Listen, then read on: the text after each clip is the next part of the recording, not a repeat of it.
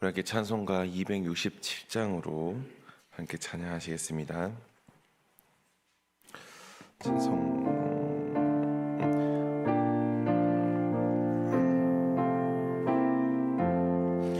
주의 확실한 약속의 말씀 듣고 주만 믿으면 구원을 얻으리라. 할렐루야 할렐루야. 내가 예수를 믿어 그의 흘리신 피로 내 죄 씻었네.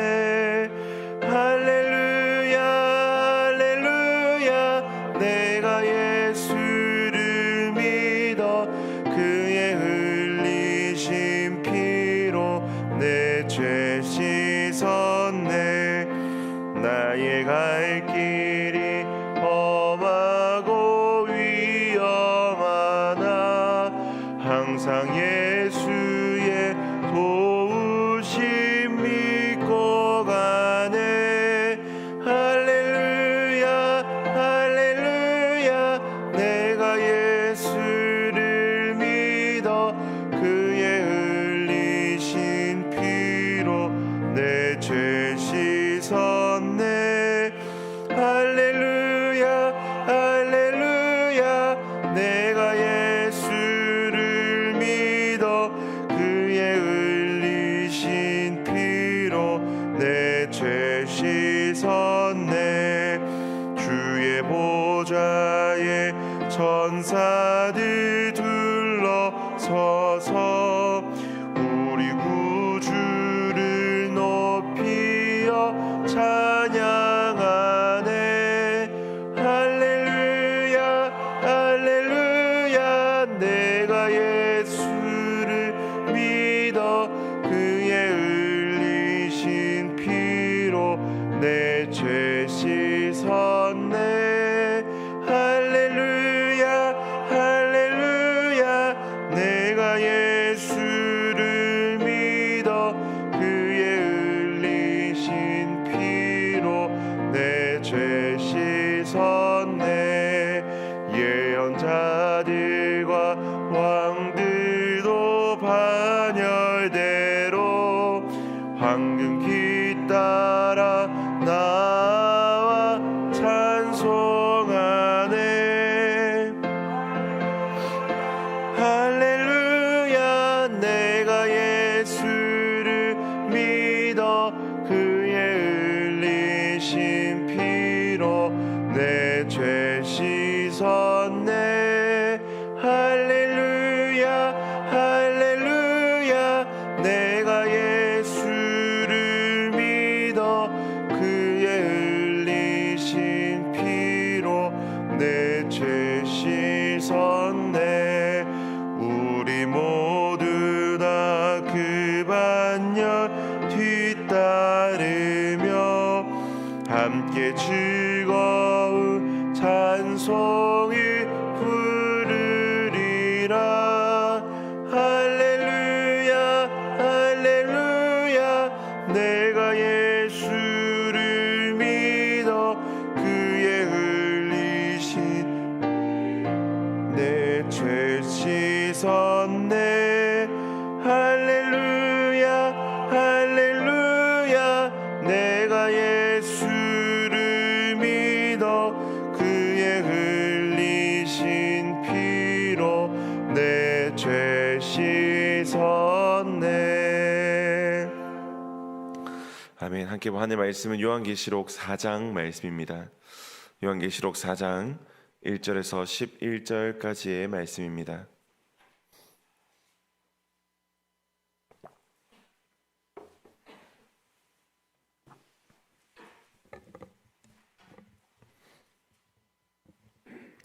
요한계시록 4장 1절에서 11절까지의 말씀입니다. 우리 한 절씩 교도하고 마지막은 함께 읽도록 하겠습니다. 제가 먼저 1절 말씀을 읽겠습니다. 이 일 후에 내가 보니 하늘에 열린 문이 있는데 내가 들은 바 처음에 내게 말하던 나팔 소리 같은 그 음성이 이르되 이리로 올라오라. 이후에 마땅히 일어날 일들을 내가 내게 보이리라 하시더라. 내가 곧 성령에 감동되었더니 보라, 하늘의 보좌를 베풀었고 그 보좌 위에 앉으신 이가 있는데 앉으신 이의 모양이 벽옥과 홍보석 같고 또 무지개가 있어 보좌에 둘렸는데 그 모양이 녹보석 같더라. 또 보좌에 둘러 24 보좌들이 있고 그 보좌들 위에 24 장로들이 흰 옷을 입고 머리에 금관을 쓰고 앉았더라. 보좌로부터 번개와 음성과 우레소리가 나고 보좌 앞에 켠 등불이 7이 있으니 이는 하나님의 7 영이라. 보좌 앞에 수정과 같은 유리바다가 있고 보좌 가운데 보좌 주위에 4 생물이 있는데 앞뒤에 눈들이 가득하더라. 그 첫째 생물은 사자 같고 그 둘째 생물은 송아지 같고 그 셋째 생물은 얼굴이 사람 같고 그 넷째 생물은 날아가는 독수리 같은데 4 생물은 각각 6 날개를 가졌고 그 안에 주위에는 눈들이 가득하더라. 그들이 밤낮 쉬지 않고 이르기를 거룩하다 거룩하다 거룩하다 주 하나님 곧 전능하신 이여 전에도 계셨고 이제도 계시고 장차 오실 이시라 하고 그 생물들이 보좌에 앉으사 세세토록 살아계시는 이에게 영광과 존귀와 감사를 돌릴 때에 24 장로들이 보좌에 앉으신 이 앞에 엎드려 세세토록 살아계시는 이에게 경배하고 자기 관을 보좌 앞에 드리며 함께 읽겠습니다. 우리 주 하나님이여 영광과 존귀와 권능을 받으시는 것이 합당하오니 주께서 만물을 지으신지라 만물이 주의 뜻대로 있었고 또 지으심을 받았나이다 하더라. 아멘. 오늘은 예배하는 삶을 삽시다라는 제목으로 함께 말씀을 나누려고 합니다. 오늘 요한계시록 4장의 말씀은 우리가 하나님께 영과 진리로 예배를 드려야 하는 이유에 대해서 설명을 하고 있습니다. 2가지 이유를 우리에게 알려주고 있는데 이 2가지 이유를 통해서 우리가 지금보다 더욱더 하나님께 예배 드리는 삶을 살아가는 저 여러분들이 되기를 간절히 소망합니다. 앞서 요한계시록 2장과 3장에서 소아시아 7교회를 향한 하나님의 말씀이 선포되었습니다. 각 교회들을 향한 말씀들이 때로는 칭찬으로 때로는 징계로 각각 다른 말씀들이 전해졌지만 결국에는 이기는 자가 되라는 주님의 도전이 모든 교회들에게 주어졌습니다. 이 다가올 환난 가운데 위로와 또 용기를 얻기 위해서 사도 요한은 오늘 말씀 1절에 보니 성령에 이끌려 하늘의 문으로 올라가게 되고 거기서 모든 것을 주관하시는 하늘에 계시는 하나님을 보게 됩니다. 그러면서 역사의 모든 과정이 어떤 정치적인 힘과 또 권력에 의한 것이 아니라 왕으로 자정하사 우리를 이끄시고 여전히 일하시는 하나님의 능력에 의해 결정된다는 것을 확인합니다. 그러면서 보좌에 앉으신 하나님께서 여전히 세상을 다스리고 계시기에 이 땅의 교회는 그 힘듦과 어려움들, 핍박과 시련 가운데서도 승리할 수 있다는 소망을 가지고 살아가야 하며 또한 그 승리를 주시는 하나님께 영광과 찬양을 드려야 한다는 것을 교회들에게 알려주고 있습니다. 2절 말씀입니다. 내가 곧 성령에 감동되었더니 보라, 하늘 보좌에 베풀었고 그 보좌 위에 앉으신 이가 있는데, 아멘. 사도 요한은 하늘에 올라가서 놀라운 장면을 보았습니다.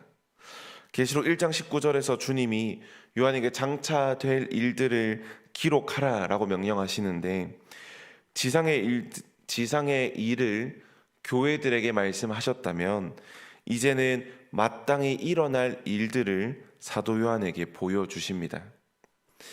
사도 요한은 성령의 감동이 되어 보게 된 것이 하늘의 보좌와 그 보좌 위에 앉으신 이입니다.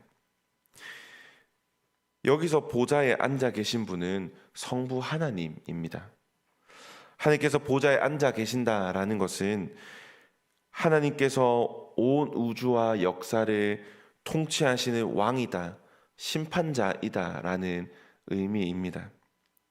보좌에 앉으신 하나님께서 이 땅을 다스리고 계신다라는 이러한 말씀은 이사야 6장도 에스겔 1장도 또 다니엘 7장도 동일하게 말씀하고 있습니다.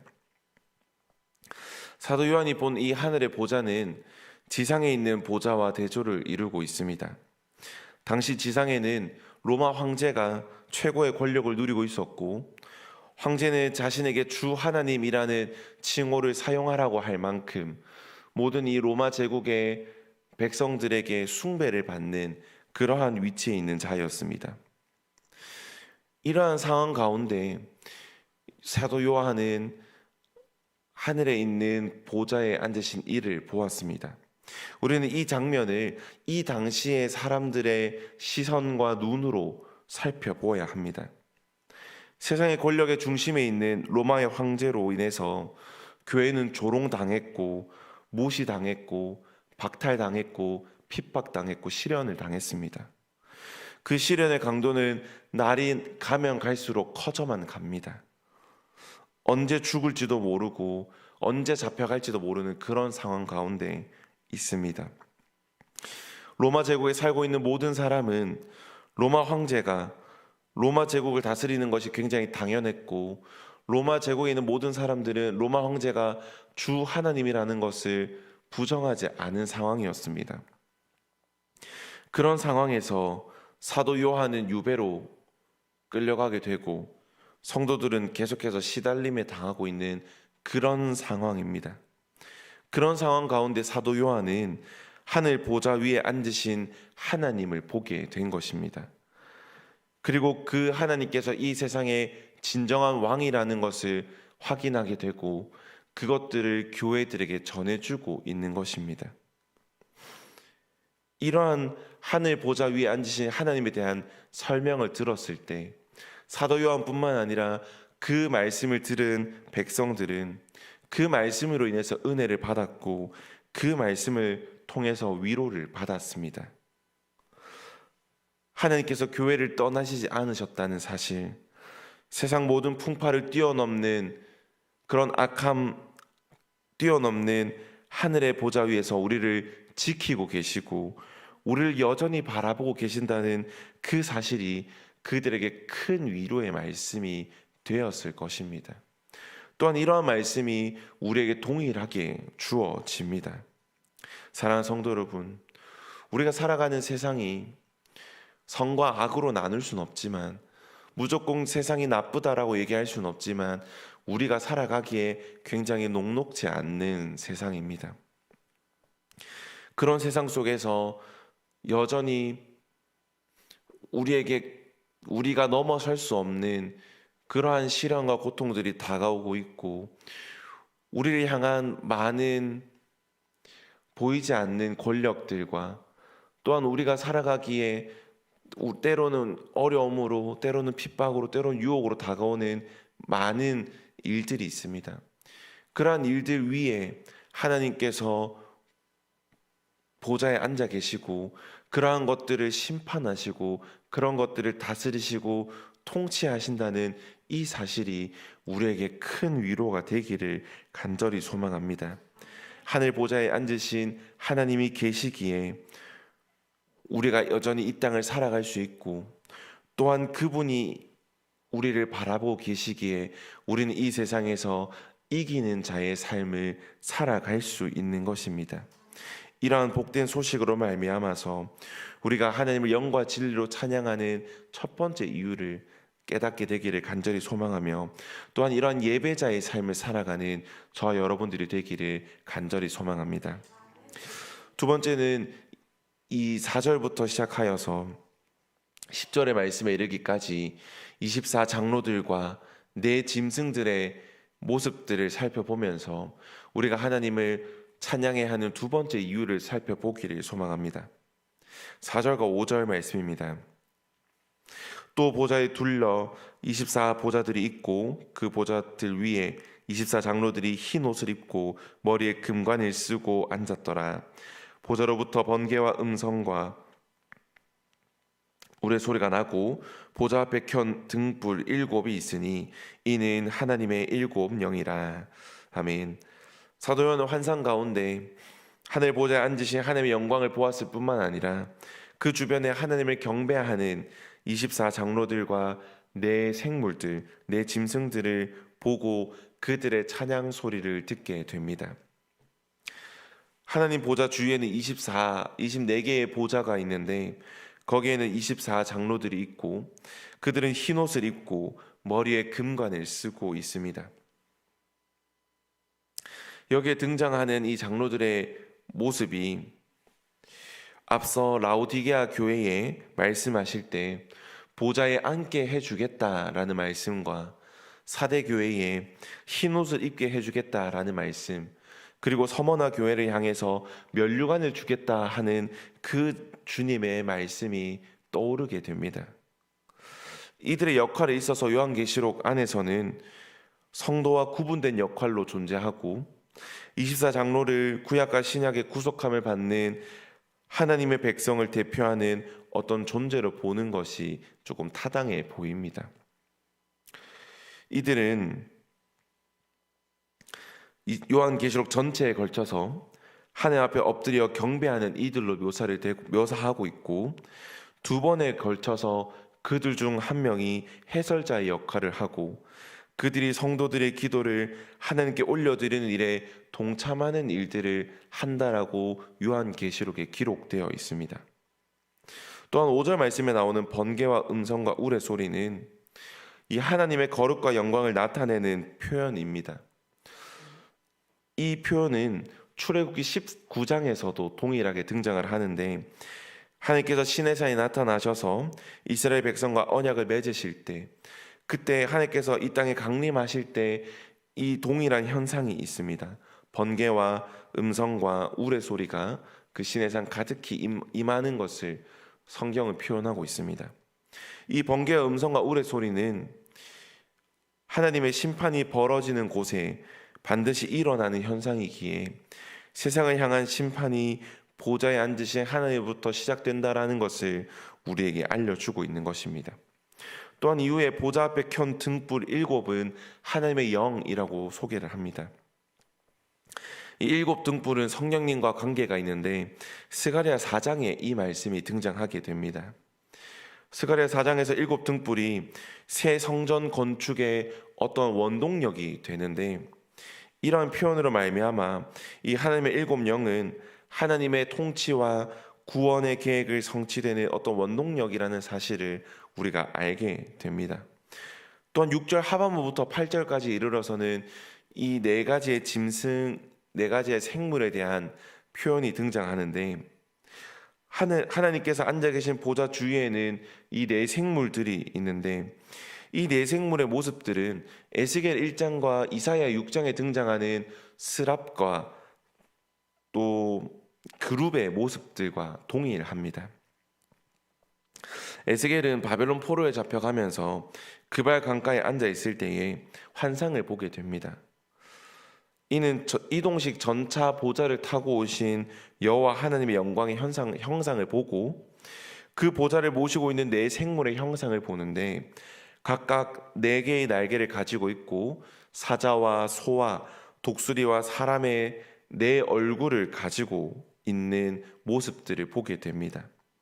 그래서 에스겔 10장은 이 네 생물의 이름을 그룹이라고 부르고 보좌 계신 하나님을 모시고 있는 천사들이라고 표현을 합니다. 이사야 6장에서는 이들이 6 날개를 가지고 있고 보좌에 앉으신 분을 향해서 거룩하다, 거룩하다, 거룩하다 라는 찬양을 드리는 존재들입니다. 이들의 이름은 스랍이라 불렸고 스랍도 그룹과 마찬가지로 보좌에 계신 하나님을 모시는 천사라는 것을 표현합니다. 이처럼 사도 요한이 보았던 이 네 생물들은 에스겔이 보았던 그룹과 이사야가 보았던 스랍의 모습들입니다. 앞서 24장로와 또한 이 네 짐승들이 결국에는 이 9절과 10절을 통해서 말씀하시는 것이 이들의 역할은 모든 피조물들의 대표로서 보좌에 앉으신 분께 찬양과 영광을 올려드리는 역할을 하고 있다라는 것입니다. 또한 이 10절 말씀을 보면 장로들이 보좌에 앉으신 이의 앞에 엎드려 세세토록 살아계시는 이에게 경배하고 자기의 간을 그 앞에 내려놓습니다. 당시 로마 제국의 통치를 받는 이 속국의 왕들이 황제 앞에 나아갈 때에 그 황제에게 복종한다는 것을 보여주기 위해서 자기의 왕관을 벗어 내려놓았습니다. 24 장로들이 자기의 머리에 있는 금으로 된 관을 벗어서 그 보좌 앞에 드린다라는 것은 복종의 의미이고 오직 하나님께만 충성한다라는 의미며 오직 하나님만이 이런 순종을 받기에 합당하신 분이라는 경배의 행위입니다. 우리가 본 24 장로의 모습들, 내 생물들의 모습들, 또한 하나님의 이런 우레의 소리들, 또 7 영의 모습들을 통하여서 이러한 모습들이 결국엔 우리가 영과 진리로 예배를 드려야 하는 두 번째 이유가 됩니다. 우리의 하나님은 우리의 면류관을 받기에 합당하신 분입니다. 하늘 보좌에 앉아 계신 분이고 그분이 세세토록 살아계신 이시며 영원한 하나님 되십니다. 만왕의 왕이신 하나님 앞에 우리도 24 장로들과 동일하게 우리의 충성을 고백해야 하고 우리가 가지고 있는 면류관들을 내려놓아야 하며 내 짐승들처럼 하나님께 경배하고 찬양을 드리며 그 하나님의 심판의 모습들, 그 하나님께서 역사하시는 그 모습들 앞에 우리는 순종함으로 나아가야 한다라는 것입니다. 그리고 우리가 이렇게 하나님 앞에 내려놓고 순종하며 경배할 때에 하늘의 영광과 기쁨을 누리는 은혜를 하나님께서 우리에게 부어 주실 것입니다. 이러한 은혜를 누리는 또 이러한 예배 드리는 삶을 살아가는 저와 여러분들이 되기를 간절히 소망합니다. 우리 마지막으로 11절 말씀을 보겠습니다. 우리 주 하나님이여 영광과 존귀와 권능을 받으시는 것이 합당하오니 주께서 만물을 지으신지라 만물이 주의 뜻대로 있었고 또 지으심 받았나이다 하더라. 아멘. 진정 영광과 존귀와 권능을 받으시기에 합당하신 분은 우리 주 하나님 한 분밖에 없습니다. 세상의 권력이 아니라 하늘 보좌에 앉으신 창조주 하나님만이 우리의 주 하나님 되시고 그 모든 영광을 받으시기에 합당하신 분입니다. 사랑하는 성도 여러분, 소아시아 교회에 보내는 편지는 지상의 교회의 모습들을 보여주고 지상의 교회들에게 그 말씀을 전해준다면 오늘 함께 본 이 말씀은 천상의 교회의 모습들을 보여줍니다. 하늘 보좌에 앉으신 만왕의 왕이신 하나님만이 예배 받으시기에 합당하신 분이시며 이 땅의 교회는 그 어떤 핍박과 유혹 속에서 하늘 보좌에 앉으신 하나님께만 영광과 존귀와 권능을 올려드리는 것이 합당하다라는 것을 우리에게 알려주고 있습니다. 하늘 보좌 우편에 앉아 계신 예수님께서 이 땅에 다시 오실 때까지 그 하나님만을 믿고 의지하고 그 하나님만을 바라보며 그 하나님만을 찬양하는 예배자의 삶을 살아가게 되기를 간절히 소망합니다. 우리가 그런 삶을 살아갈 때에 하나님께서 우리에게 소망과 용기와 기쁨과 승리를 허락하실 것입니다. 늘 주님과 동행하며 믿음으로 예배 드림으로써 하나님께서 주시는 승리와 소망과 용기와 기쁨을 누리는 저와 여러분들이 되기를 간절히 소망합니다. 우리 이 시간 함께 기도하겠습니다. 사랑의 많으신 아버지 하나님, 이 새벽의 시간에 우리를 깨워주시고 주님의 전으로 인도하여 주시고 또한 기도의 자리에 불러주심에 감사함을 드립니다. 우리가 이 자리에 나올 수 있었던 것도 또한 새벽에 깰 수 있었던 것도 하나님의 말씀을 들을 수 있었던 것도 모두 하나님의 은혜임을 고백하며 감사함으로 주님께 나아가게 하여 주시옵소서. 하나님, 오늘 함께 말씀을 살펴보았습니다.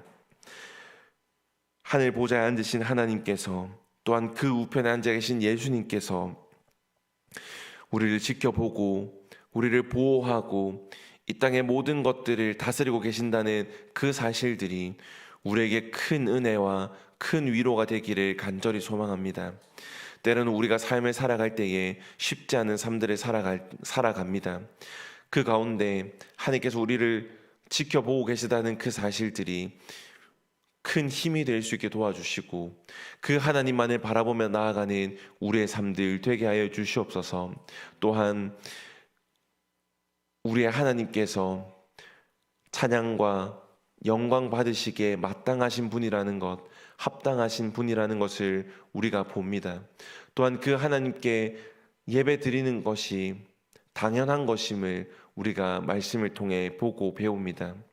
우리가 그 예배자의 삶들을 살아갈 수 있게 도와주시고 하나님을 찬양하는 삶들을 살아가게 하여 주시옵소서. 그 삶들을 살아갈 때에 하나님께서 주시는 소망과 기쁨과 승리를 누리는 삶들을 살아갈 수 있게 도와주시고 또 그런 것들을 맛보고 그런 은혜를 경험하면서 더욱더 주님 앞에 나아가는 우리 모두가 될 수 있도록 주님 도와주시옵소서. 하나님 오늘 있을 모든 교회 사역 가운데 함께하여 주시기를 간절히 소망합니다. 오늘은 화요 중보 기도가 있는 날입니다. 함께 같은 기도 제목들로 하나님 기도할 때에 그 기도의 제목들이 응답받는 놀라운 역사를 모두가 경험하고 함께 경험하는 놀라운 일들이 일어나게 하시고 그 기도 시간 가운데 성령님 임재하여 주시고 또한 성령님의 임재와 성령님의 인도하심을 통하여서 더욱더 기도에 힘쓰는 자리가 될 수 있도록 도와주시옵소서. 하나님 오늘의 목장 초청 신방이 있는 날입니다. 준비하는 담임 목사님과 사모님에게 영육간의 강건함을 더하여 주시고 지치지 않는 힘과 체력들 또 능력들을 더하여 주시며 또한 이 목장 초청 신방을 통하여서 하나님의 은혜와 하나님의 사랑을 서로 나누고 또한 그 속에 풍성한 교제가 있는 귀한 시간 되게 하여 주시옵소서. 그래야 서로가 서로를 위로하고 서로가 서로를 이해하고 또한 그 속에 사랑과 은혜를 나누고 그 사랑과 은혜가 넘치는 귀한 시간들 되게 하시며 이 목장 초청 신방이 섬기는 자나 또한 대접받는 자에게 큰 위로의 시간이 되게 하여 주시옵소서. 오늘 저녁에는 교리대학이 있습니다. 하나님의 말씀을 배우고 하나님의 교리를 배워가는 그 시간 가운데 하나님 전하는 자나 듣는 자에게 지혜와 명찰들을 허락하셔서 하나님의 말씀을 더욱더 깨닫게 하시고 하나님의 교리를 더욱더 깨닫게 하시며 그 속에 있는 핵심들을 알아 우리가 믿음을 더욱더 굳게 세워가게 하시고 또한 우리의 지식이 날로 늘어나서 우리를 향한 세상의 많은 유혹들과 또 세상의 많은 시험들 앞에서 우리가 담대히 이 믿음으로 담대히 하나님을 아는 지식으로 승리할 수 있는 놀라운 일들도 하나님 우리에게 허락하여 주시옵소서. 하나님 이 시간 이제 각자의 기도 제목으로 나아가려고 합니다. 우리가 기도를 드릴 때에 하나님 응답하여 주시고 우리가 생각하는 그 이상의 것들로 응답하시고 채워주실 것을 믿으며 주 예수 그리스도의 이름으로 기도드렸습니다. 아멘. 우리 각자의 기도 제목으로 나아가겠습니다.